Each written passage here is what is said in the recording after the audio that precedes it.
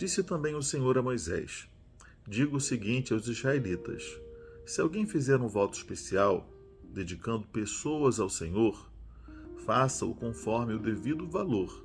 Atribua aos homens entre 20 e 60 anos o valor de 600 gramas de prata, com base no peso padrão do santuário. E se for mulher, atribua-lhe o valor de 360 gramas. Se for alguém que tem entre 5 e 20 anos, atribua aos homens o valor de 240 gramas e às mulheres o valor de 120 gramas. Se for alguém que tenha entre 1 mês e 5 anos de idade, atribua aos meninos o valor de 60 gramas de prata e às meninas o valor de 36 gramas de prata.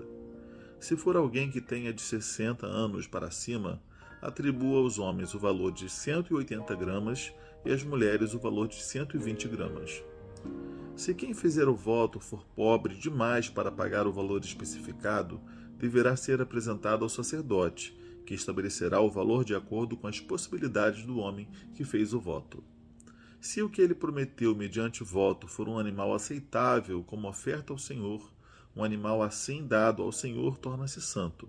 Ele não poderá trocá-lo nem substituir um animal ruim por um bom, nem um animal bom por um ruim. Caso troque um animal por outro, tanto o substituto quanto o substituído se tornarão santos. Se o que ele prometeu mediante voto for um animal impuro, não aceitável como oferta ao Senhor, o animal será apresentado ao sacerdote, que o avaliará por suas qualidades. A avaliação do sacerdote determinará o valor do animal. Se o dono desejar resgatar o animal, terá que acrescentar 1/5 ao seu valor. Se um homem consagrar a sua casa ao Senhor, o sacerdote avaliará a casa por suas qualidades. A avaliação do sacerdote determinará o valor da casa.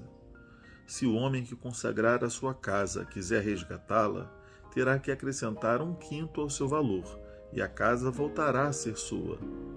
Se o homem consagrar ao Senhor parte das terras da sua família, sua avaliação será de acordo com a semeadura: 600 gramas de prata para cada barril de semente de cevada. Se consagrar a sua terra durante o ano do jubileu, o valor será integral.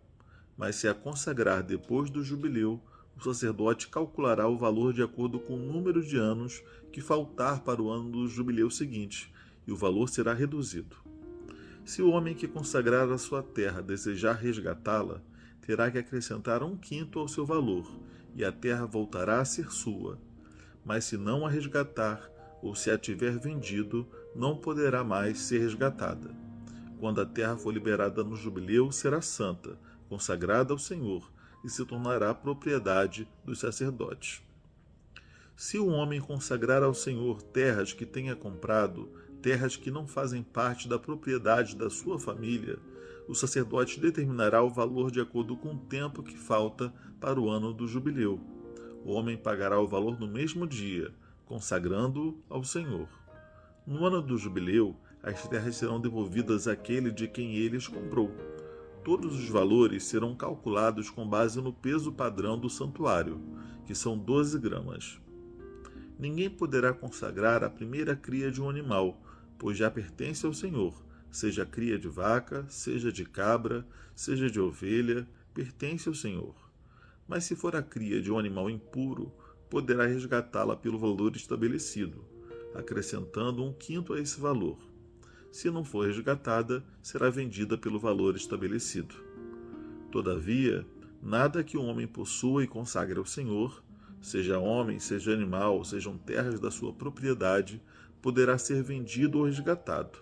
Todas as coisas assim consagradas são santíssimas ao Senhor. Nenhuma pessoa consagrada para a destruição poderá ser resgatada, terá que ser executada.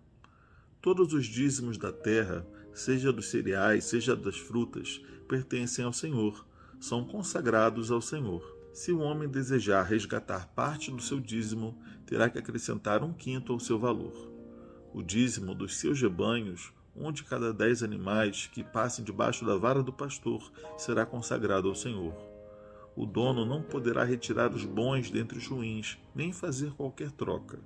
Se fizer alguma troca, tanto o animal quanto o substituto se tornarão consagrados e não poderão ser resgatados.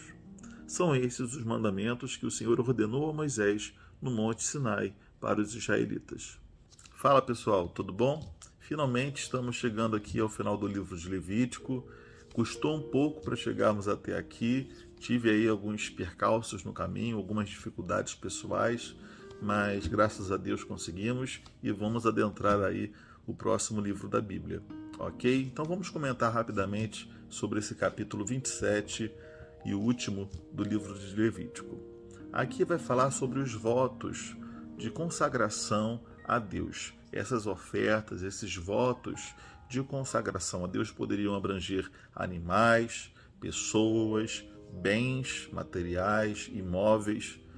Uma vez que a pessoa ela consagrasse a Deus, ela não poderia desfazer esse voto sem algum tipo de consequência ou penalidade, ok? Ninguém é obrigado ou era obrigado a fazer votos diante de Deus, mas já que fez um voto diante de Deus, deveria então estar atento às suas obrigações firmadas, ao seu pacto firmado diante dos homens e diante de Deus. Então, quando a gente lê aqui nesse capítulo sobre alguém ou algo ser consagrado ao Senhor, é um pouco diferente da nossa apreensão hoje acerca de algo consagrado a Deus.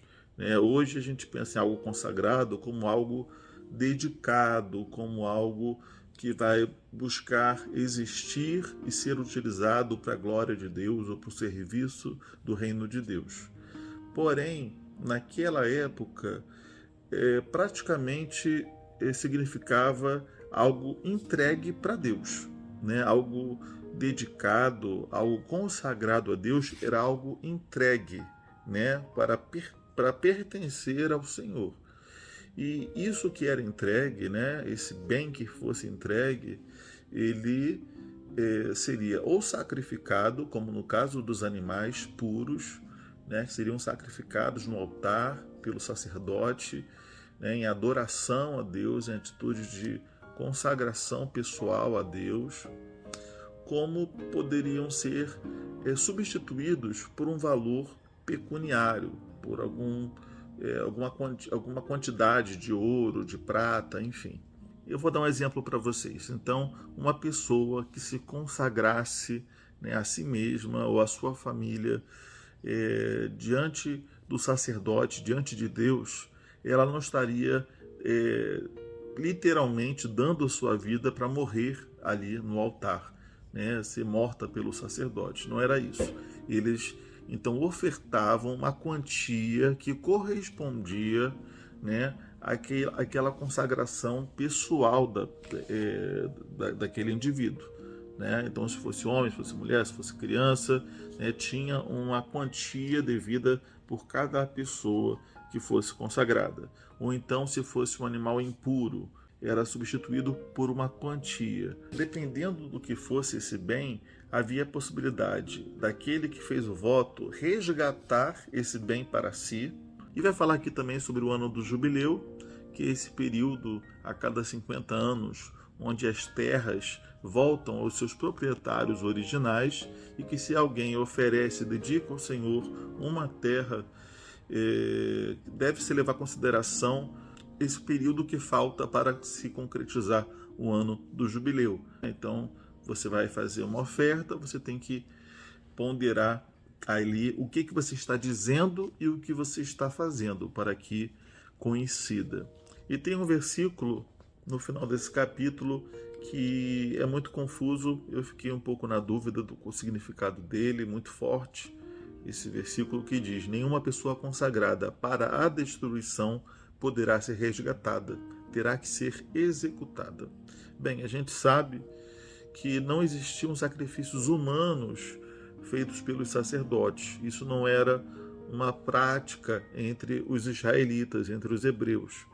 Então, o que a gente entende aqui é que pessoas que fossem consagradas, sem elas pagarem a quantia relacionada à sua consagração, elas teriam que ser executadas. Ou seja, uma pessoa ela não pode ser resgatada.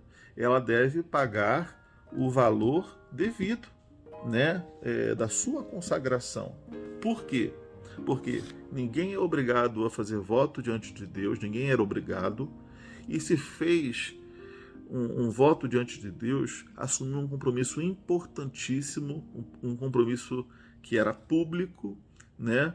E estaria envergonhando o nome de Deus caso ela ficasse impune, né, de fazer um voto e não cumprir esse voto. Né? Não se trata de pessoas que não pudessem pagar, porque diz ali no início do capítulo que o sacerdote, ele, quando se trata de alguém pobre, ele verifica ali o valor compatível com a sua possibilidade de pagamento, mas se trata aqui de alguém que estava fugindo de um voto feito. Então isso era abominável, né, aos olhos dos hebreus e aos olhos de Deus também, porque diante de Deus a nossa palavra tem que ser sim, sim, tem que ser não, não. E Deus estava ali educando o povo para uma responsabilidade também nos seus compromissos de fé. Então, como Deus desenhava para esses israelitas, Deus não aceitava esse tipo de quebra de voto. Eu acho que eu falar de partes muito específicas é falar mais do mesmo, mas eu expliquei em linhas gerais para vocês do que se trata o capítulo, aí ele só vai aqui aplicar aos mais diferentes bens e contextos. Tá bom? Deus os abençoe e até a próxima com um novo livro, hein? Valeu!